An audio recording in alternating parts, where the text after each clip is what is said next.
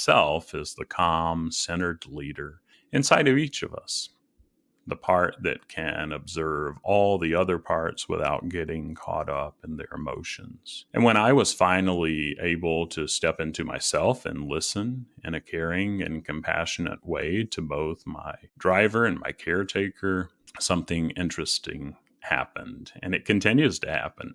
Instead of feeling like I had to choose between working and resting, I realized I could mediate between these parts and find a way to honor both. I wasn't practicing IFS as much as I am now a few years ago, but if I was, I could imagine really feeling the pressure from both parts, just like I felt in that story in the roundabout, and sitting down and having a conversation with both of them, asking my driver, "Why do you feel like I need to keep pushing so hard?" And them telling me something like they were afraid that if I slowed down, everything I'd worked for would fall apart.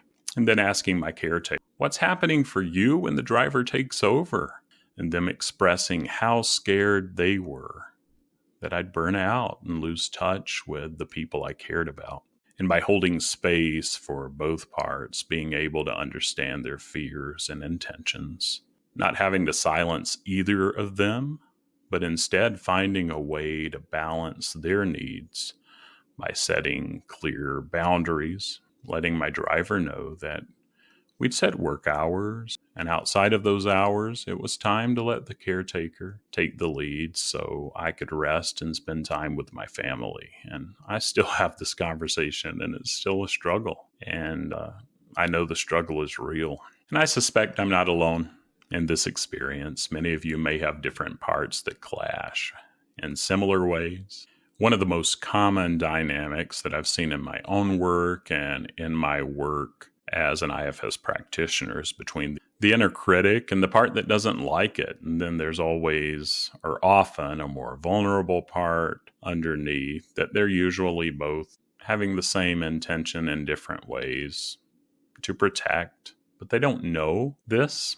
Your inner critic might constantly tell you that you're not doing enough or that you're not good enough. And another part that responds, yes, you are, and it may have some fears of the critic, while that younger, more vulnerable part continues to be exiled and hurt. And this is the opposite of what both protectors are wanting. They're doing the best that they can because they're younger too. They don't know that there's a better way, and these two protective parts can often get stuck in a cycle of criticism, responding to criticism, and shame. For me, the turning point is when I stop seeing my parts as the problem, and when I started seeing them as parts of myself that needed attention and care. And once I stepped into myself, that calm and compassionate core, and extended some of this calmness and curiosity to my parts and listened, I've been able to shift from feeling like I'm constantly pulled in two directions to feeling more balanced and aligned.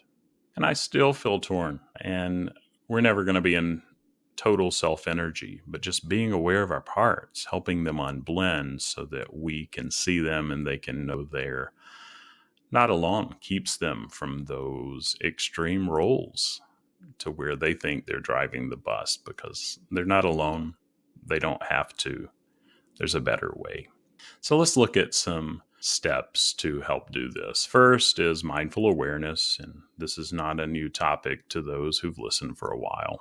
This is just by starting to notice when you feel intense internal conflicts. And it may be helpful to name your parts, like the driver and the caretaker, so that you can better identify when they're triggered and at play. Another way is open dialogue, inviting these parts into dialogue and asking them what they need, what they're afraid of. You might be surprised at how much clarity this brings. I found that once my driver felt heard, they didn't need to push as hard, or when that firefighter that jumped in the roundabout felt seen, didn't have to criticize so hard. And once my caretaker feels valued, they can relax without feeling like I'm abandoning my goals of taking care of myself. And ultimately, that younger, more vulnerable part. As my protectors trust me, I can go to that little Tim that's pushed down.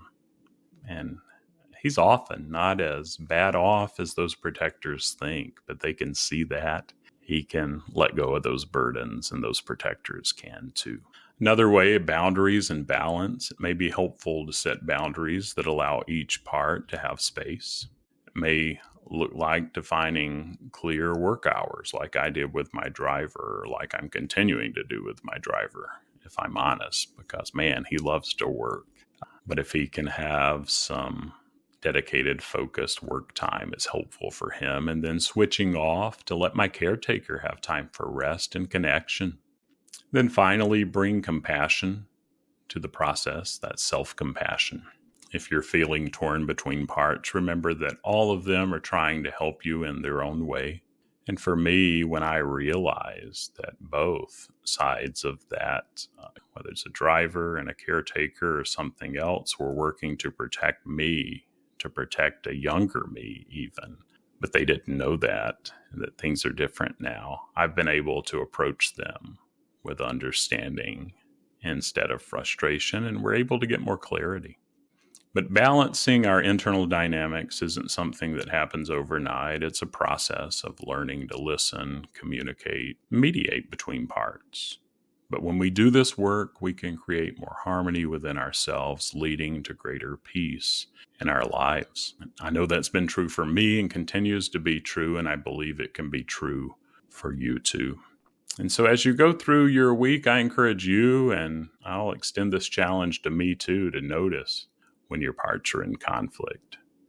Take a moment to step into yourself and see if you can hear from both sides. What are they trying to tell you?